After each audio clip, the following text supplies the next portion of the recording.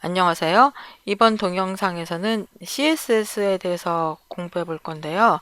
내용이 좀 길어서 두 개의 동영상으로 나누어서 설명드리도록 하겠습니다.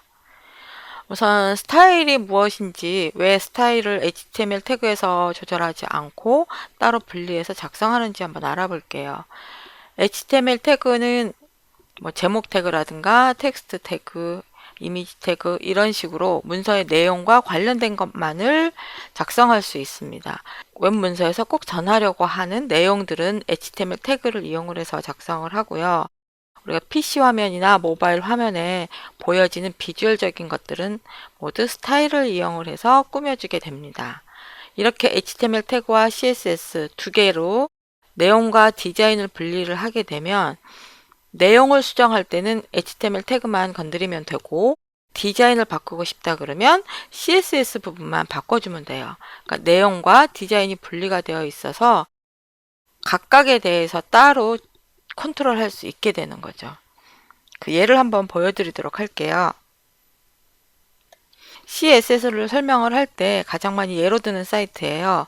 CSS 젠 가든이라는 이름을 가진 사이트고, 이 사이트는 HTML 태그와 CSS 소스를 모두 다 사용자에게 공개를 합니다. 그러면 사용자가 이걸 가지고 자신의 CSS 소스를 작성을 해서 등록을 할 수가 있어요. 여기 보시면 HTML과 CSS를 제공을 하죠. 이 밑에 있는 이것들이 다 작성해서 자기들이 올려놓은 거예요. 한번 아무거나 한번 클릭을 해볼게요. 파운테인 키스 그러면 분명히 같은 내용인데도 불구하고 디자인이 달라지는 거예요. 사이트 제목, 본문 단락, 중간중간에 들어가는 그 텍스트들, 배경 이미지 이런 것들이 모두 바뀝니다. 같은 내용인데, 그러니까 HTML 태그는 그대로 둔 상태에서 CSS 소스만 바꿔가지고 이런 형태로 만들 수가 있는 거죠. 다른 걸 한번 더 볼게요. 이게 원래대로 돌아왔네요. 이런 디자인도 있고 이런 디자인도 있어요. 그러니까 왼쪽에 보면 CSS 젠 가든이라는 게 사이트 제목인데 이 디자인에서는 사이트 제목을 이런 식으로 처리를 했고 이런 식으로 구성을 했어요. 그러니까 내용이 똑같더라도 CSS 소스만 수정을 해서 얼마든지 다양하게 사이트를 바꿀 수가 있습니다. 이것이 웹 내용과 디자인을 분리하는 이유예요. 자, 그럼 스타일을 만들기 위해서 가장 먼저 스타일이 어떤 형식으로 구성되어 있는지를 한번 알아보겠습니다. 스타일은 맨 앞에 선택자가 있고요. 그 대괄호 사이에 속성이 들어가게 됩니다. 스타일 속성과 그 속성에 해당하는 값. 만약에 내가 텍스트 단락을 항상 중앙 기준으로 배치하고 싶다 그랬을 때 적용되는 선택자, 그러니까 텍스트 단락이라는 그 p 태그, 단락을 정렬할 때 쓰는 속성, 텍스트 얼라인이라는 속성, 그리고 그 속성에서 사용할 수 있는 값 중에서 나는 센터를 선택을 하겠다. 이런 식으로 표현을 해주게 됩니다. 이 선택자는 앞으로 배우게 되겠지만 여러 가지 형태가 있어요. 태그를 기준으로 할 수도 있고, 클래스를 기준으로 할 수도 있고, 아니면 문서 안에서 요소의 순서에 따라서 지정할 수도 있고, 속성 값에 따라서 지정할 수도 있어요. 이 선택자를 어떻게 사용할 것이냐에 따라서 좀 더 간단해지기도 하죠. 이 선택자가 맨 앞에 오고요. 그 선택자 안에서 사용할 수 있는 속성들이 아주 많은데 이 속성을 하나하나 배워나가는 게 CSS 공부를 해나가는 방법 중에 하나입니다. 그리고 속성과 속성값은 이렇게 하나가 하나의 쌍을 이루는데 한 가지만 올 수도 있고요. 오른쪽에 보시면 여러 개를 함께 쓸 수도 있어요. 속성 쌍과 쌍을 구별할 때는 세미콜론으로 구별을 해줍니다. 두 개 이상의 속성을 나열을 할 때 이렇게 첫 번째 보시는 것처럼 가로로 쭉 나열할 수도 있고요. 세로로 나열할 수도 있는데 선택자 바로 오른쪽에 대괄호, 여는 대괄호를 할 수도 있고 줄을 바꿔서 여는 대괄호를 할 수도 있어요. 어떤 방법을 사용하셔도 브라우저에서는 똑같이 인식을 하는데요. 이것은 사용하시는 분 코딩 습관에 따라서 달라지는 것 같아요. 저는 이제 두 번째 방법을 많이 사용을 합니다. 그리고 스타일에서 주석을 많이 사용을 하게 돼요. 슬래시와 별표와 슬래시 사이에 주석을 내용을 넣게 되는데 한 줄만 할 수도 있고 여러 줄을 사용할 수도 있습니다. 왼쪽 소스를 보시면 제가 이렇게 스타일을 정의를 해놓고 오른쪽에 초록색으로 표시된 부분이 주석이에요. 이 스타일은 이러이러한 형태의 의미를 가지고 있다. 또는 여러 사람과 협업을 하는 경우에는 이 스타일을 왜 사용했는지 이런 것들을 이렇게 주석에다 넣을 수도 있습니다. 스타일 시트는 여러 개의 스타일을 하나로 묶어 놓은 것을 가리키는데요. 이 스타일 시트가 문서 안에 있으면 내부 스타일 시트라고 하고요. 별도의 파일로 저장을 한 다음에 문서에서 링크해서 사용을 하면 외부 스타일 시트라고 합니다. 내부 스타일 시트는 헤드 태그 전에 스타일 태그와 닫는 스타일 태그 사이에다가 나열을 해주시면 되고요. 외부 스타일 시트는 확장자가 .css예요. 그러니까 이 외부 파일로 저장을 한 후에 헤드 태그 전에 링크 태그를 이용을 해서 rel, 이건 릴레이션, 어떤 관계냐, 어떤 파일을 링크하려는 것이냐, 릴레이션이 스타일 시트라고 지정을 해주고, 다음 href 속성을 이용을 해서 연결할 스타일 시트 파일을 지정을 해주시면 돼요. 그러면 이 style.css 안에 있는 스타일을 가져다 사용할 수가 있습니다. 지금 화면에 보는 문서는 내부 스타일 시트와 외부 스타일 시트 두 개를 다 함께 사용하고 있는 모습입니다. 그리고 인라인 스타일이라는 게 있어요. 이거는 이제 내부 스타일 시트도 아니고 외부 스타일 시트도 아닌데 태그 안에서 직접 스타일을 정의를 하는 거예요. 문서 안에서 여러 번 반복해서 사용하지 않고 딱 그 부분에만 사용하고 싶을 때, 그럴 때는 태그 안에다가 직접 스타일을 지정하기도 합니다. 이 예제 문서에서는 첫 번째 P에다가 이 첫 번째 단락에다가 스타일 이퀄 컬러는 블루 해서 첫 번째 단락에만 적용되는 스타일을 사용을 했어요. 이것을 인라인 스타일이라고 합니다. 많이 사용하는 방법은 아닌데 가끔 필요할 때가 있어요. 그럴 때 사용하는 방법이에요. 앞에서 스타일 형식을 설명할 때 선택자에 대해서 얘기를 했었는데 선택자 중에서도 많이 사용하는 주요 선택자에 대해서 알아보도록 하겠습니다. 그 외의 선택자에 대해서는 이제 앞으로 차차 배우게 될 거예요. 유니버셜 선택자라고 하는데요. 저는 이제 전체 선택자라고 이름을 바꿨습니다. 네, 앞에서 스타일 형식을 설명을 할 때 대괄호 앞쪽에 선택자가 온다고 했죠. 선택자로 사용할 수 있는 것은 아주 많은데 여기에서는 일단 자주 사용하는 중요한 선택자 몇 가지만 먼저 살펴보도록 할게요. 그리고 나머지 선택자에 대해서는 앞으로 차차 배워볼 것입니다.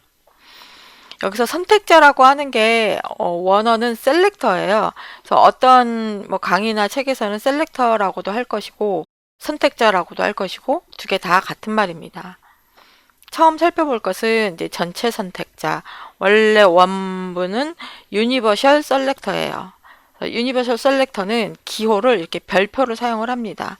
에스테리크라고도 하죠. 이 별표로 사용하는 것이 전체 선택자예요.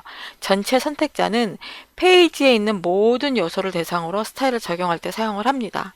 보통 언제 사용을 하냐면 브라우저마다 기본 스타일 값이 있거든요. 그것을 다 지우고 내가 원하는 형태로 스타일을 지정하려고 할 때 사용을 합니다. 한번 예를 들어 볼게요.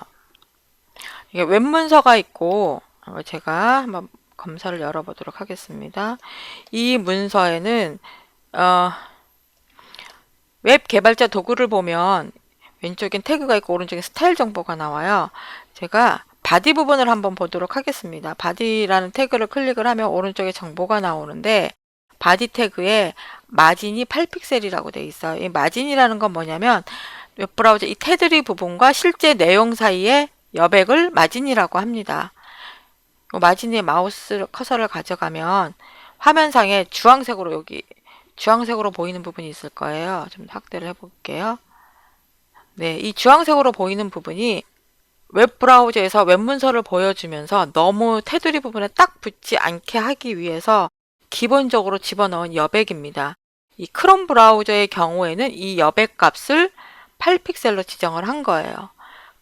그런데 문서 레이아웃을 내가 원하는 형태로 조절하기 위해서 그리고 웹브라우저마다 똑같이 보이게 하기 위해서 이 마진 값을 아예 0으로 바꿔 놓을 수도 있습니다. 이때 사용하는 것이 전체 선택자예요. 전체 선택자에서 마진을 0으로 하고 패딩을 0으로 하면 원래 브라우저가 기본적으로 가지고 있는 마진 값과 패딩 값을 다 0으로 바꿔주게 됩니다. 이런 식으로 사용할 때 전체 선택자를 사용을 해요. 다음 태그 선택자는 특정한 태그에 적용할 스타일을 정의하는 것입니다. 오른쪽 소스를 보시면은요, h2하고 태그 선택자를 사용을 했어요. 그러면 문서에 있는 모든 h2에 똑같은 스타일을 적용을 하게 됩니다. h2라는 선택자에서 컬러를 블루, 그러니까 h2라는 제목은 무조건 파란색으로 표시해 달라는 거예요. 문서에 보시면 h2 태그가 2번 쓰였죠. 이 2번 쓰인 곳에 모두 컬러 블루가 적용이 됩니다. 다음 P라는 태그 선택자예요. 그래서 P 태그를 사용한 곳에는 모두 똑같이 적용하라는 얘기죠. 폰트 사이즈, 그러니까 글자 크기는 12픽셀, 마진 레프트, 왼쪽의 여백은 20픽셀 이런 식으로 지정을 해서 적용을 해주는 거죠. 그럼 P 태그가 몇 개 있느냐? 3개가 있어요. 그럼 3개가 모두 글자 크기 12픽셀이고요. 왼쪽 마진은 20픽셀인 스타일이 적용이 됩니다. 이런 것이 태그 선택자예요.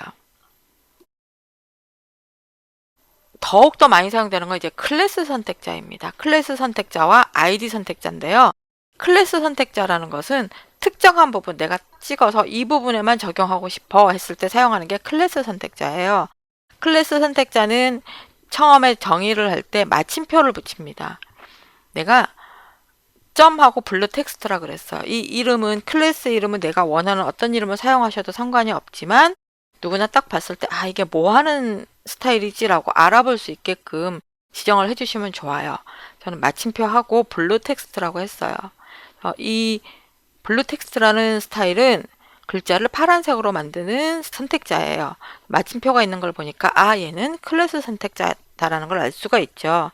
얘를 사용을 하려면 태그 다음에 클래스라는 속성을 사용을 하고 이 이름을 써주시면 돼요. h2 클래스는 블루 텍스트. 그러면 스타일 시트에서 클래스 이름이 블루 텍스트인 것을 찾아서 적용을 해줍니다. 여기 첫 번째 이지 퍼블리싱의 미션이라는 제목 부분은 클래스 스타일 블루 텍스트를 적용을 할 거고요. 그다음에 여러 개의 단락이 있는데 P 태그 중에서 마지막 단락에만 클래스 이퀄 블루 텍스트를 적용을 하면 내가 정의해 놓은 클래스 스타일이 적용이 돼서 파란색으로 표시가 됩니다. 이 클래스 선택자는 한번 정의해 놓으면 여기저기서 쓸 수가 있어요. 그래서 여러 번 반복해서 적용해야 될 스타일이라면 클래스 스타일로 지정을 해 놓고 그것을 가져다 사용을 하면 되겠죠. 클래스 선택자를 사용한 예제가 하나가 더 있습니다. 오른쪽에 보시면 클래스 선택자를 정의를 할 때 태그나 다른 선택자와 함께 사용할 수도 있습니다. 두 개를 한번 비교를 해 볼게요. 처음에 보는 거는 이제 블루 텍스트라고 해서 아까 앞에서 내가 설명드렸던 거랑 마찬가지예요. 점 블루 텍스트로 정의를 해주면 클래스 속성을 이용을 해서 내가 원하는 곳에 다 사용을 할 수가 있었습니다. 근데 오른쪽에 보시면 h2.accent라고 정의를 했어요. 이것은 h2가 없으면 그냥 accent라는 클래스 스타일이잖아요. 근데 h2.accent라고 하면 h2에만 적용하는 클래스 스타일인 거예요. 이 accent라는 클래스 스타일을 처음에 h2에도 적용을 했고 만약에 다른 곳에 P에다가 만약에 적용을 한다 그러면 이 P에는 적용이 되지 않습니다. 왜냐하면 h2에만 국한된 클래스 스타일인 것이죠. 이렇게 다른 선택자와 함께 사용을 해서 그 클래스 스타일이 적용될 범위를 제한할 수도 있습니다. 다음 클래스 선택자와 함께 많이 사용되는 선택자가 아이디 선택자예요. 이 클래스 선택자라고 이름이 붙은 것은 이 스타일을 적용을 할 때 클래스라는 속성을 사용하기 때문에 클래스 선택자라는 이름이 붙었고요. 아이디 선택자는 이 스타일을 적용을 할 때 여기 id라는 속성을 사용을 합니다. div 다음에 id라고 나왔죠. 그래서 내가 정의한 스타일을 적용하고 싶으면 id를 붙인다. 그래서 이게 id 선택자인데 id 선택자도 특정한 부분에만 그 스타일을 적용을 해요. 근데 클래스 선택자와 다른 점이 무엇이냐면 클래스 선택자는 문서 안에서 여러 번 반복해서 사용할 수가 있습니다. P 태그에도 사용하고 H2 태그에도 사용하고 아니면 특정한 부분을 사용할 수가 있는데 ID 선택자는 문서 안에서 한 번만 사용해야 돼요. 그러니까 여러 군데서 사용하겠다면 그것은 ID 선택자로 정의하지 말고 클래스 선택자로 정의를 해야 됩니다. ID 스타일을 지정을 할 때 사용하는 기호는 파운드예요. 아까 클래스 스타일을 만들 때는 점을 사용을 했었죠. 마침표. ID 선택자를 사용을 해서 스타일을 정의를 할 때는 파운드 기호를 사용을 합니다. 샵. 흔히 샵이라고 하죠. 그래서 여기서는 보시면 샵 컨테이너 해서 이 컨테이너의 스타일은 너비 값과 패딩 값, 보더 값을 지정을 해줬어요. 그러니까 지금 아직 여기는 배우지 않았지만 어떤 건지만 대충 아시면 돼요. 이 전체 내용의 너비 값, 그리고 이 내용에다가 테두리 그림, 선을 그려줄 거고요. 테두리와 실제 내용 사이의 여백은 얼마이다. 이렇게 지정을 해준 거예요. 이럴 때는 샵 컨테이너 해주고 컨테이너에 이 스타일을 적용하기 위해서 ID는 컨테이너라고 지정을 해주시면 돼요. 이 ID 스타일을 문서 안에서 한 번밖에 사용할 수 없기 때문에 주로 어떨 때 사용을 하냐면 문서의 레이아웃을 지정을 할 때 많이 사용을 합니다. 내가 이 문서 전체를 div라는 걸로 묶고 거기다 스타일을 사용을 할 텐데 너비 값이라든지 패딩 값, 테두리 값들을 이렇게 지정하겠다. 한번 지정해 놓고 나면 다시는 사용하지 않는, 다른 곳에서는 적용하지 않는 스타일, 즉 레이아웃을 만들 때 많이 사용하는 선택자입니다. 그리고 그룹 선택자라는 것은 둘 이상의 선택자를 함께 지정하는 거예요. 예제를 보시면 H1에서 만들었던 스타일과 H2에서 만들었던 스타일이 같아요. 그러면 두 번 정의하지 않고 H1, 쉼표 H2 해서 묶어가지고 한꺼번에 스타일을 정의를 하는 거예요. 이런 것을 그룹 선택자라고 합니다. 스타일을 정의를 하다 보면 표에서 셀을 나타내는 태그가 TH도 있고 TD도 있잖아요. 그랬을 경우에 뭐 TH와 TD를 묶어서 이렇게 나타나기도 하고 그룹 선택자를 사용할 경우가 많습니다. 네, 이렇게 해서 오늘은 스타일의 정의와 어떤 형식을 가지고 있는지 그리고 선택자에서 자주 사용하는 선택자가 어떤 것이 있는지 한번 알아봤습니다. 다음 동영상에서 캐스케이딩이라는 말, 왜 CSS에서 C가 붙는지 그 캐스케이딩과 그 다음에 스타일의 우선순위에 대해서 알아보도록 하겠습니다. 감사합니다.